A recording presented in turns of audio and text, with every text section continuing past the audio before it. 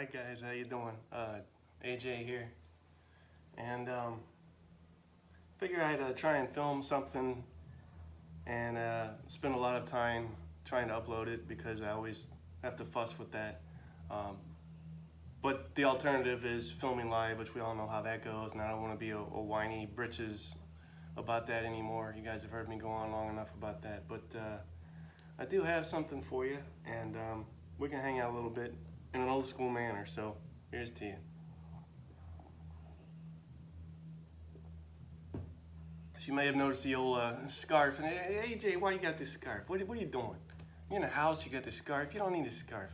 Where's it, cold? No, this is kind of a PSA. As of today, I've given in and donned the scarf, which you can just pull up as needed when you're out in a boot, which I was earlier. And yeah, it's no joke here, especially. I mean, it's no joke anywhere, but there's some hotbeds, and I'm not proud of it, but for whatever reason, New Orleans is a hotbed for this stuff. I don't know, go figure. And I've managed to escape getting sick thus far. Hopefully that stays the case. Now, a couple things I have going for me. I don't have, as I've stated earlier, I don't have family members, roommates, kids, wives. Yeah, more than one. Why stop with one? Collect the whole set, wives. And don't have that stuff to worry about. People coming in and out, bringing stuff in and whatnot.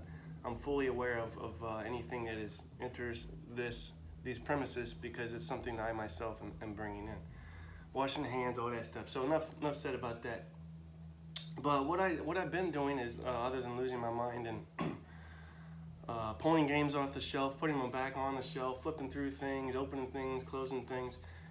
The Nam game is sitting right over there. I've already done a video for that. That's still sitting there. Then I have some ASL stuff right here, and nothing new there. And then I've got another design I'm filling with here, which is a Napoleonic card game. I got a wild hair the other night and started playing that and had a lot of fun, and that has since been left where I left it. I think the cat got up here, which she knows she's not supposed to do. And you could see where her tail was moving back and forth, and then the area, she swept a particular area with her tail, so I'll have to start over with that. And then now this. So this is something you should all know by now. Panzer leader, and this came out, I was a year old when this came out, so I was pretty young when I learned it. Actually, I didn't learn it till late, and it's been a while. But it's a good game. You know, a lot of people ignore it because it's old, or you know, there's better stuff, and I get all that. But sometimes it's good to know and be aware of that which came before, so you can understand better that which came after. And you know, there's not a lot of bells and whistles here, right? There's no leaders. There's virtually no command structure. There's no fancy command points or chit draw or anything like that. It's just your basic oatmeal hex encounter game. But that said, it's not a bad thing. And I guess the other thing is, when you see a map board like that, you think, yeah, I'll pass. But again, you know, if you take all of this into account and remember that this was 1974, is that what I said? Yeah, should be 74 when this came out. And I mean, give it a shot. There is some appreciation that can be had in playing this. And there's another game, Panzer Blitz. There's some people argue one's better than the other. There are in fact differences between the two, not just based on the theater. There's some rules differences as well, which I'm not going to get into. But that said, let's bring it down. And I haven't even placed the counters yet, which is one of my favorite things to do, is set the thing up. And we'll go over what scenario I've picked out and why, and we'll take it from there.